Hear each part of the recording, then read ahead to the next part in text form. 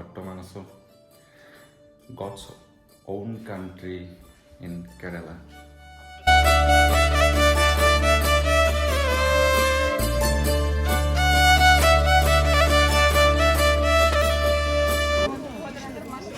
এংকৰা কেনেকুৱা ফিলিং কেনেকুৱা? ধুনীয়া ধুনীয়া ন? মজা একদম পিচ এটাই ভাল লাগিছে আমাৰ সেইটো চাইডৰ নিচিনা অ'ত পইচা দিয়ক ত'ত পইচা দিয়ক সেইটো নাই একদম নাই মানে চ' আপোনালোকে আহিলেও যিমান পাৰে ৰাতিপুৱাই আহিব মানে দেখিছে ন আমি ৰাতিপুৱা আহোঁতে খুব ধুনীয়াকৈ কৰি ল'ব পাৰিলোঁ তো ইয়াত এইবিলাক শ্বপবিলাক আছে তো ইয়াত কিবা কিবি অকণমান নিব পাৰি নেকি চাই লওঁ Good morning everyone welcome back to my channel so আকৌ এটা নতুন এপিছডলৈ সকলোকে স্বাগতম জনালোঁ বৰ্তমান আছোঁ God's own country in Kerala so এতিয়া আমি গৈ আছোঁ আজি ভিজিট কৰিবলৈ Shri Shri Padmanabhaswamy temple one of the famous and one of the richest temple in the world তো একদম বহুত বেছি এক্সাইটেড ৰাতি প্ৰায় 2টামানত শুইছোঁ আকৌ 3:30 সাৰ পাইছোঁ এতিয়া টাইম হৈছে আপোনাৰ 4:35 তো আমি প্লেন কৰিছোঁ 5টা বজাত ৰুমৰ পৰা ওলাম আৰু গোটেইখিনি অটো এখন লৈ পদ্মনাভস্বামী টেম্পললৈকে যাম আমি য'ত আছোঁ ইয়াৰ পৰা প্ৰায় 3.5 কিলোমিটাৰ বুলি কৈছে আৰু মই এই হোটেলৰ এড্ৰেছটো ইয়াতে দি দিম আৰু আপোনালোকে যদি কোনোবাই ভিজিট কৰিব বিচাৰে এই হোটেলত থাকি ওচৰতে ভিজিট কৰিব পাৰিব চ' ভিডিঅ'টো চাই থাকক গোটেইখিনি জনাই আছোঁ পদ্মনাভস্বামী টেম্পলৰ বিষয়ে আৰু তাত কেনেকুৱা কি ৰুলছ কি পিন্ধি যাব পাৰি কি নোৱাৰি বহুত ষ্ট্ৰিক্ট ৰুল আছে বুলি শুনিছোঁ ইউটিউবৰ ভিডিঅ'বিলাক চাই আৰু কেনেকুৱা কি প্ৰাইচ ক'ত কি দিব লাগে সেইবিলাক চাই থাকিব গোটেইখিনি দেখুৱাই আছোঁ চাই থাকক ভিডিঅ'টো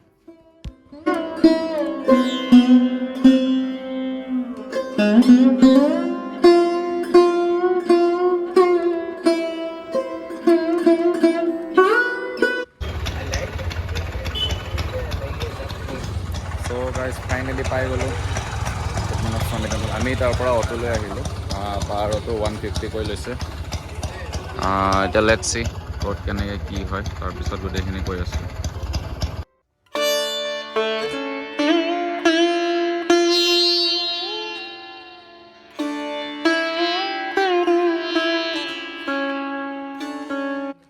চ' গাইজ আপোনালোকে এনেকুৱা ক্লক ৰুম পাব ইয়াত আপোনালোকে সকলো ধৰণৰ বেগ পাৰ্চ ঘড়ী মোবাইল এটচেট্ৰা গোটেইখিনি বস্তু ইয়াত জমা ৰাখিব পাৰিব আৰু যিমান টাইমলৈকে ৰাখে আৰু মষ্ট ইম্পৰ্টেণ্ট থিং যে ইয়াত ভাল মানে কাপোৰৰ ধুতিটো 130 ৰুপিছত ইয়াতে পায় আমি সকলোৱে ইয়াত ক্লক ৰুমৰ পৰাই ধুতি ল'লোঁ আৰু জাষ্ট চবকে মানে ধুতিটো ৰেপ কৰাহে দেখিছোঁ তো আমিও মানে ৰেপ কৰি লৈছোঁ আৰু এতিয়া যাব লাগে আহি পেলাই গোটেইখিনি কৈ আছোঁ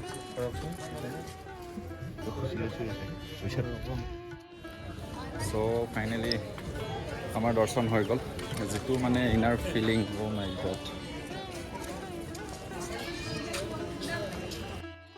চ' বন্ধুসকল এইটোৱে হৈছে পৃথিৱী বিখ্যাত শ্ৰী শ্ৰী পদ্মনাভস্বামী টেম্পল কেৰেলা আৰু মন্দিৰটো কেৰেলাৰ ৰাজধানী তিৰুৱনন্তপুৰমত অৱস্থিত এইখনেই হৈছে মুখ্য দুৱাৰ আমি এইফালেদি সোমাই গ'লোঁ এয়া হৈছে মন্দিৰৰ ভিতৰৰ ভাগৰ আৰ্কিটেকচাৰ ইমান ধুনীয়াকৈ বনাইছে আৰু খোদিত কৰিছে একচুৱেলি শিলত বহুত ধৰণৰ মানে ডিফাৰেণ্ট ষ্টাইল বহুত ধুনীয়া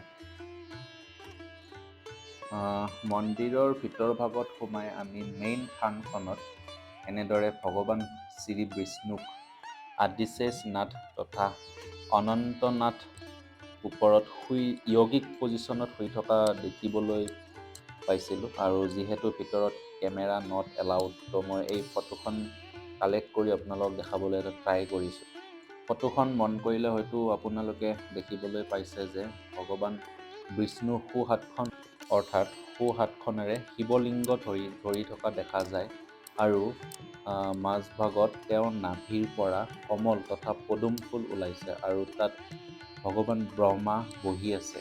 এই কাৰণেই হয়তো এই মন্দিৰটোৰ নামক পদ্মনাভস্বামী বুলি জনা যায়।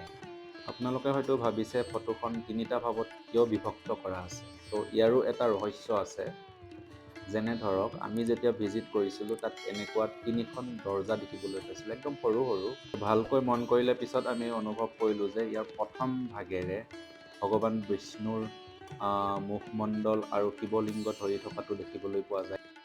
দ্বিতীয়খন গেটেৰে তেওঁৰ নাভিৰ পৰা ওলোৱা পদুম ফুলত ভগৱান ব্ৰহ্মাক দেখিবলৈ পোৱা যায় আৰু তেওঁৰ শেষৰ ফালে আমি ভগৱান বিষ্ণুৰ চৰণ দেখিবলৈ পোৱা যায়। লগতে এইটো বিশ্বাস কৰা হয় যে ভগৱান বিষ্ণু য'ত শুই আছে গোটেই ষ্ট্ৰাকচাৰটো বহুমূলীয়া কাঠেৰে বনোৱা হৈছিলে আৰু তাৰ তলত কিছুমান বহুত আপুৰুগীয় শালিগ্ৰাম পাথৰ ব্যৱহাৰ কৰিছিলে, যিটো নেকি সেই সময়ৰ ৰজাই সুদূৰ নেপালৰ পৰা অনোৱাই মানে প্ৰতিস্থাপন কৰিছিল। চ' সেইখিনি হৈছে শ্ৰী শ্ৰী পদ্মনাভস্বামী মন্দিৰৰ মুখ্য দ্বাৰৰ ওপৰৰ আৰ্কিটেকচাৰখিনি। এইখিনি হয়তো এতিয়াও পৃথিৱীৰ বহুত বিশেষজ্ঞ আহি দেখি তেওঁলোকে এতিয়াও আচম্বিত হয়। আপোনালোকে হয়তো জানে বা বহুতে আজি জানিবলৈ পাব যে শ্ৰী শ্ৰী পদ্মনাভস্বামী টেম্পলটো হৈছে পৃথিৱীৰ আটাইতকৈ ৰিচেষ্ট টেম্পল তথা আটাইতকৈ ধনী দাৰ্শনিক স্থান বুলি পৃথিৱীত স্থান পাইছে। কিয়নো ইয়াত এতিয়ালৈকে সুপ্ৰিম কোৰ্টৰ আণ্ডাৰত যেতিয়া শ্ৰী শ্ৰী পদ্মনাভস্বামী টেম্পলৰ বহুতকেইটা ৰুম বা ছাইডৰ কোঠালি যেতিয়া খুলিছিলে তেতিয়া ইয়াত প্ৰায় 1 লাখ কৰোৰ টকাৰ সম্পত্তি তথা কইনছ এনেকুৱা ধৰণৰ বিভিন্ন বস্তু লাভ কৰিছিল। আৰু তাতকৈ বহুত বেছি হ'ব বুলি কৈছে, যিখিনি কালচাৰেল ভেলু বা তেনেকুৱা এণ্টিক প্ৰপাৰ্টি সেইখিনি ইনক্লুড নকৰাকৈ এতিয়ালৈকে হৈছে 1 লাখ কৰোৰ। সঁচাই ভাৰতীয় হিচাপে আমি সকলোৱে গৌৰৱান্বিত শ্ৰী শ্ৰী পদ্মনাভস্বামী টেম্পলক লৈ। আৰু আহক আমি সকলোৱে এবাৰ ভিজিট কৰিব চেষ্টা কৰোঁ। এংকুদা কেনেকুৱা ফিলিং কেনেকুৱা? ধুনীয়া ধুনীয়া ন? মজা একদম পিচ পিচ।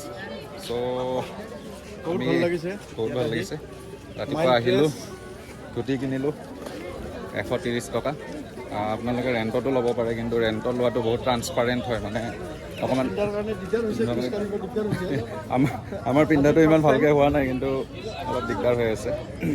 চ' এনিৱে আহিলোঁ। তাৰপিছত ভিতৰত মানে এটাই ভাল লাগিছে, আমাৰ সেইটো ছাইডৰ নিচিনা অ'ত পইচা দিয়ক ত'ত পইচা দিয়ক সেইটো নাই, একদম নাই মানে।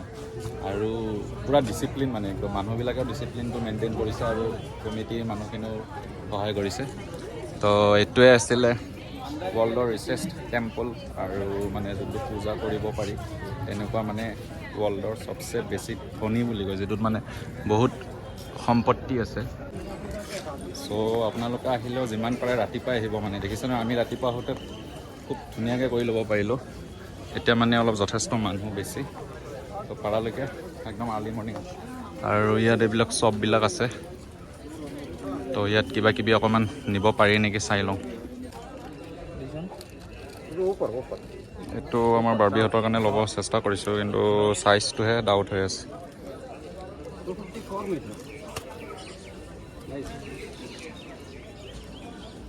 আপুনি ল'লে ন?